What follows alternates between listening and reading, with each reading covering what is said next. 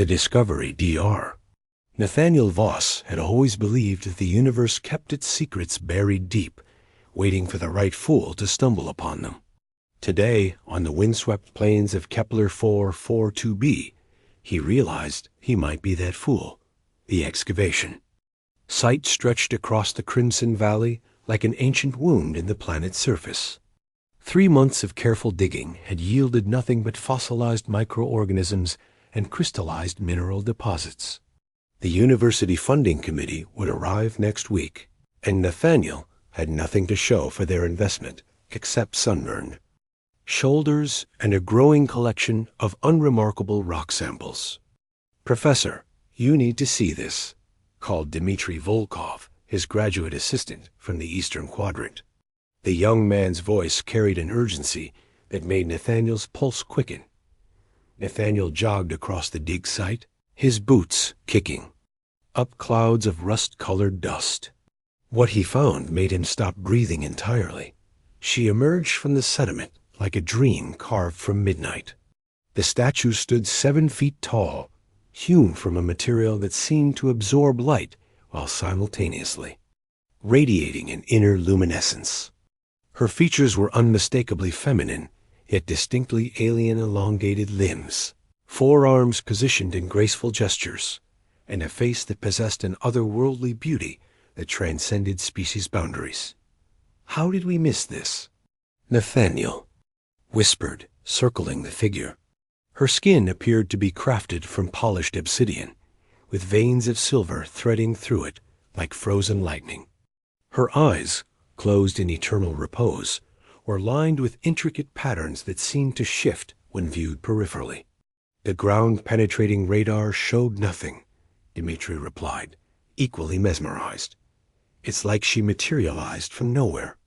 Nathaniel approached cautiously, his archaeological instincts warring with an inexplicable magnetism drawing him forward. The statue's 4 hands were positioned in what appeared to be a welcoming gesture, as if she had been waiting eons for someone too. "Find her. The craftsmanship is extraordinary," he murmured, pulling out his scanner. "The proportions, the detail work, this isn't primitive art. This is sophisticated beyond anything we've discovered in this sector." The scanner's readings made no sense. The material registered as both organic and synthetic, both ancient and somehow timeless. Most disturbing was the faint electromagnetic signature emanating from within the statue, a slow rhythmic pulse that resembled a heartbeat. "Sir?" Dimitri's voice seemed to come from very far away. "Are you all right?" Nathaniel realized he had been staring into the statue's closed eyes for several minutes. Something about her serene expression suggested she was not sleeping, but waiting. The silver veins in her dark skin seemed to pulse slightly, synchronized with the electromagnetic readings. "Pack everything carefully," he said finally. "We're taking her back to the research station." As the sun set over Kepler 442b, casting long shadows across the excavation site, Nathaniel could have sworn he saw the statue's lips curve into the faintest suggestion of a smile. But when he looked again, she was perfectly still, holding her secrets in stone silence. The awakening, the research station's xenorchaeology lab, hummed with activity as Nathaniel and his team prepared for the most detailed analysis of their careers. The statue dominated the sterile white room, her dark form a stark contrast against the gleaming scientific equipment surrounding her. "Initial scans confirm she's approximately 12,000 years old," reported Dr. Vera Castellanos, the team's materials specialist. "But the preservation is impossible. No known process could maintain this level of structural integrity over such a time span." Nathaniel nodded absently, unable to tear his gaze away from the statue's face. Up close, under the laboratory's harsh lighting, she seemed even more lifelike. The silver veins in her skin caught the light like neural pathways, and her 4 arms appeared to be positioned in a complex ritual gesture he couldn't identify. "The electromagnetic signature is stronger in here," observed Dr. Felix Morrow, monitoring the readings from his console. almost like she's responding to our presence. Statues don't respond, Vera said curtly. They're inanimate objects. This is probably just interference from the station systems. But Nathaniel wasn't convinced. Throughout the night, he found himself returning to the lab, drawn by a compulsion he couldn't explain.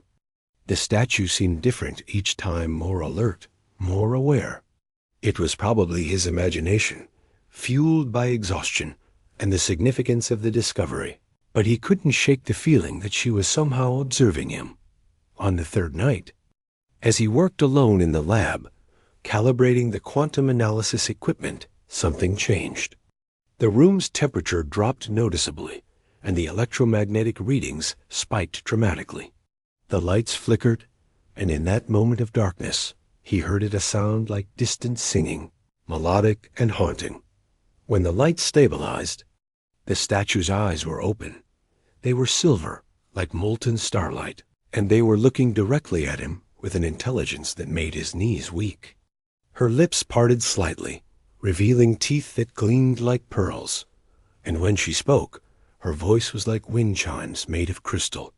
"You have been watching me," she said, her words carrying an accent he couldn't place. "I have been watching. You as well." Nathaniel stumbled backward, his heart hammering against his ribs. "This isn't possible. You're made of stone." "I am made of many things," she replied, beginning to move with fluid grace that defied her apparent composition. Stone, memory, purpose, and now ... awakening. Her forearms gestured elegantly as she stepped down from the examination platform. "You have been chosen, Nathaniel Voss. Chosen for what?" His voice cracked like a teenager's. She approached him slowly, her silver eyes never leaving his face. "To complete what was begun long ago. To bridge the gap between what was and what must be." One of her hands reached out, stopping just short of touching his cheek. "Do you accept this choice?" The rational part of his mind screamed warnings, but something deeper, more primal, recognized the truth in her words. He had been chosen, somehow, by forces beyond his understanding. The months of fruitless digging, the inexplicable compulsion. To excavate in that precise location, the way she had seemed to call to him, it was all connected. "I accept," he whispered, and her hand finally made contact with his skin. The world exploded into silver light and possibility. The connection, the transformation wasn't painful, it was overwhelming. Silver fire raced through Nathaniel's veins, carrying with it fragments of memories that weren't his own. He saw vast cities suspended in space, beings with 4 arms and silver eyes governing a civilization that spanned galaxies, and a catastrophic war that ended with desperate survivors hiding their legacy in stone. When the visions faded, he found himself on the laboratory floor, gasping.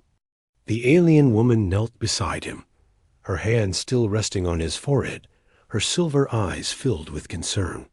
"My name is Zephyria," she said softly. "I am the last of the Stellari, and you, Nathaniel, are now my bonded guardian." "Guardian?" He struggled to sit up, his mind reeling from the contact. "I don't understand what's happening." "My people foresaw their destruction," Zephyria explained, helping him to his feet with surprising gentleness. "Before the end, we encoded our essence into living stone, waiting for the right moment to return. That moment is now, and you are the key." The lab door burst open, and Dmitri rushed in, followed by Vera and Felix. They stopped short at the sight of the animated statue, their expressions cycling through disbelief, terror, and scientific fascination. "Dear God," Vera breathed. "She's alive." "Very much so," Zephyria replied, turning to face them. "And I apologize for the deception. It was necessary for my protection." "Protection from what?"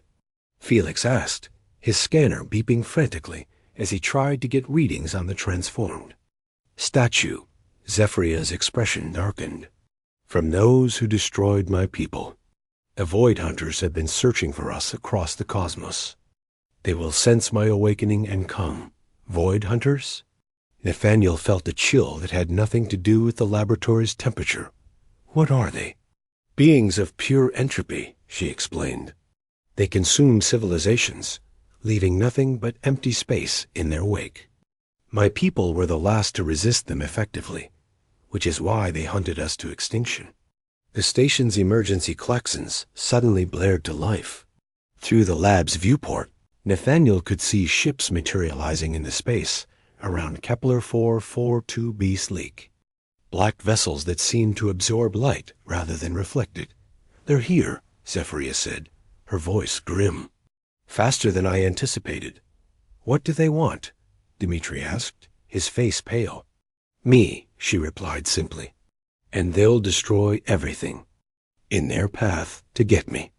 Nathaniel felt the bond between them pulse with shared determination. Whatever she was, whatever this connection meant, he knew he couldn't let her face these creatures alone. How do we fight them? He asked. Zephyria smiled, and for the first time since awakening, she looked truly hopeful. We don't fight them, Nathaniel. We become something they cannot comprehend. She placed all four hands on his shoulders.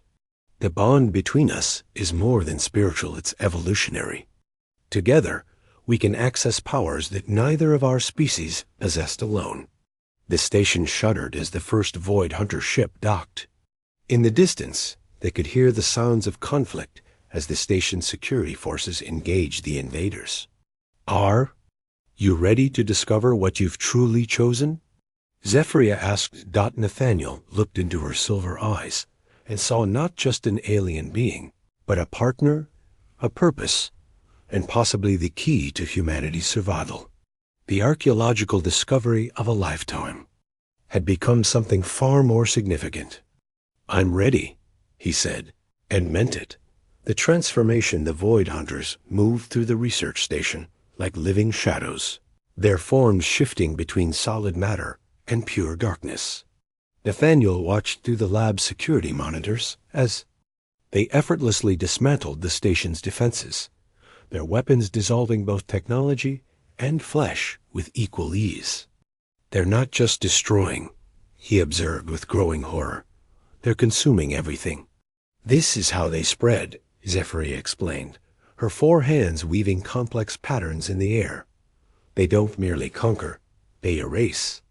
Every victory feeds their hunger for obliteration. The bond between them pulsed with shared urgency. Nathaniel could feel her memories more clearly now, glimpses of a civilization that had fought these creatures for millennia before finally succumbing. The Stellari had been the galaxy's last hope, and their failure had doomed countless worlds. The transformation process will be irreversible, Zephyria warned as she began to glow with silver light. Once we merge our essences, you will no longer be entirely human. Will I still be me? Nathaniel asked, watching his colleagues huddle in the corner of the lab, paralyzed by the incomprehensible events unfolding around them. You will be more than you were, she replied, and less in some ways. The choice is yours, but choose quickly. They're almost here. The lab door bulged inward as something pressed against it from the outside. Metal began to dissolve at the contact points, and tendrils of living darkness seeped through the gaps. Do it, Nathaniel said, stepping forward and taking her hands.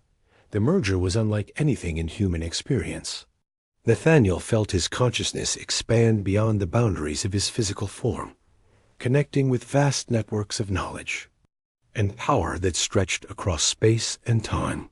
His body began to change, becoming something that existed in multiple dimensions simultaneously. Zephyria's form merged with his, her silver essence flowing into him like liquid starlight. He could feel her memories becoming his own, her millennia of experience integrating with his human perspective. The result was neither fully human nor fully stellari, but something entirely new.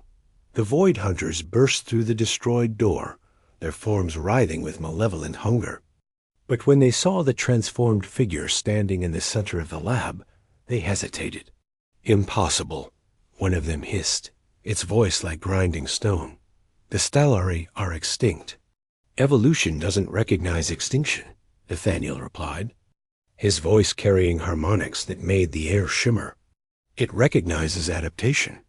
He raised his hand, and space itself seemed to bend around his fingers. The Void Hunters attacked, but their entropy weapons passed harmlessly through him. He existed in too many dimensions for their focused destruction to reach. "You cannot destroy what you cannot comprehend," he continued, beginning to understand the true scope of his transformation. "And you cannot comprehend what you have never encountered." The lead Void Hunter lunged forward, its form expanding into a writhing mass of darkness. Nathaniel met it head-on, his merged consciousness analyzing its structure in real time.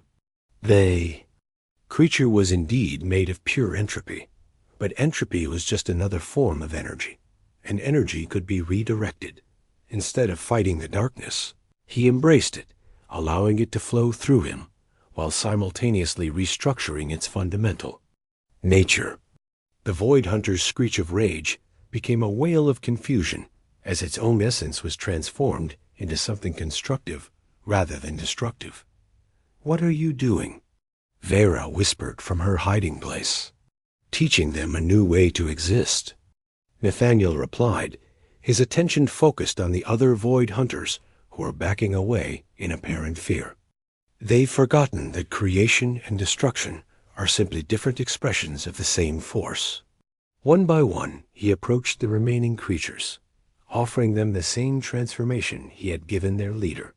Some accepted their forms, shifting from shadow to silver light. Others fled, retreating to their ships and disappearing into the void.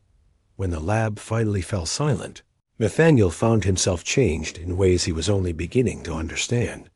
His human form remained, but it was now infused with stellari wisdom and capabilities that transcended both species' limitations. "Is it over?" Dmitri asked cautiously. "No," Nathaniel replied, feeling the vast network of Void Hunter activity across the galaxy. "It's just beginning." The new purpose 6 months after the incident at the research station, Nathaniel stood on the observation deck of the newly constructed vessel Synthesis, watching stars wheel past the viewport. The ship was a marvel of merged technologies, human, engineering enhanced by stellari knowledge, creating something that surpassed both civilizations' individual capabilities. "The transformation is accelerating," Zephyria's voice spoke from within his consciousness. Though they had merged, she maintained her distinct identity within their shared existence. 7 more systems have reported successful conversions. Nathaniel nodded, reviewing the data streaming through their enhanced awareness. Across the galaxy, the process they had begun was spreading, not through conquest or force, but through choice. Humans and other species were bonding with awakened stellari, creating hybrid beings capable of transforming Void Hunters from destroyers into creators. "The Galactic Council is requesting another meeting," reported Commander Yuki Tanaka, the ship's human captain. She was one of the few baseline humans who had volunteered to work with the transformed beings, serving as a bridge between old and new paradigms. "They're still afraid," Nathaniel observed. "They see us as a threat to the natural order." "Can you blame them?" Zephyria asked within his mind. "We represent change on a scale they've never imagined. Change is always frightening." Through the ship's sensors, Nathaniel detected the approach of another vessel, sleek, black, but no longer radiating the malevolent hunger of the Void Hunters. This was one of the converted ships, its crew now dedicated to restoration rather than destruction. "Synthesis, this is the redemption," came the transmission. "We've successfully restored the Altair system. 3 planets are now capable of supporting life again." "Acknowledged redemption," Nathaniel replied. "Excellent work." It was still difficult to believe sometimes. The creatures that had once been the galaxy's greatest threat were now its most effective healers, using their entropy manipulation abilities to reverse the damage they had caused across countless worlds. The irony isn't lost on me, he murmured to Zephyria. We're using the weapons of destruction to heal the universe. That was always the potential, she replied. The Stellari understood this, but we couldn't make the final leap. It took human adaptability combined with our knowledge to achieve true synthesis. The communication system chimed again, this time with a priority message from Earth. Nathaniel's transformation had made him something of a celebrity and terror, in equal measure. Some saw him as humanity's savior, others as a traitor to his own species. Dr. Voss, the message began. This is Director Harrison from the Xenological Institute. We're ready to begin the next phase of the program.